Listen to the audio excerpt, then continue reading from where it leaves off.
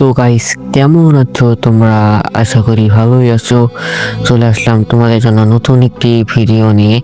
তোমরা হয়তো video thumbnail দেখে বুঝেই গেছো ভিডিওটা কি সম্পর্কে। তো আর বেশি কথা না বলে ভিডিওটা শুরু করা যাক।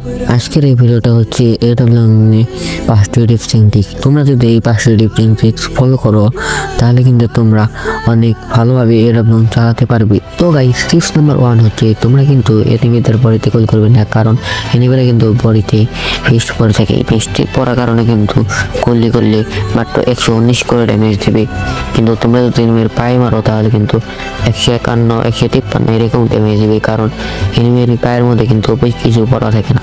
আর এনিমি যদি বডিতে মারো তাহলে কিন্তু অনেক এনিমির কাছে ফোরে থাকে, তো সেক্ষেত্রে কিন্তু বেশি ড্যামেজ হয় না। তাই তোমরা সবসময় এনিমির পায়ের মধ্যে গুলি করার চেষ্টা করবে। তো গাইস, টিপ নাম্বার 2 হচ্ছে ক্যারেক্টার কম্বিনেশন। এটা জানাই কিন্তু ক্যারেক্টার অনেক বেশি দরকার।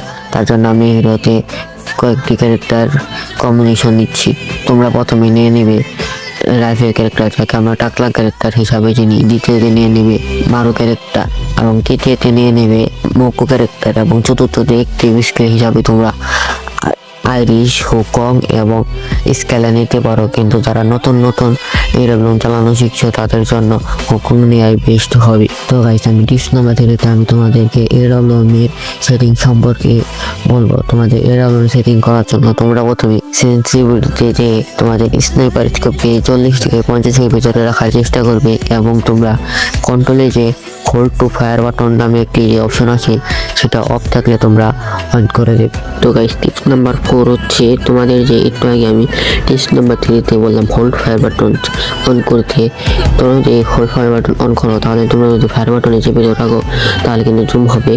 তোমরা এইভাবে ফায়ার বাটনকে চেপে ধরে রেখে এনিমিকে গুলি করবে, তাহলে কিন্তু 150 ড্যামেজ দেবে, এবং খানটি আবার সুইচ করে আবার এরকমভাবে মারবে। তোমরা এটা যত তাড়াতাড়ি করবে তোমরা কিন্তু তত ভালোভাবে তোমরা এরকম চালানো শিখে যাবে। তো গাইস, টিপস নাম্বার 5 হচ্ছে তোমরা কিভাবে দৌড়ানো মারবে।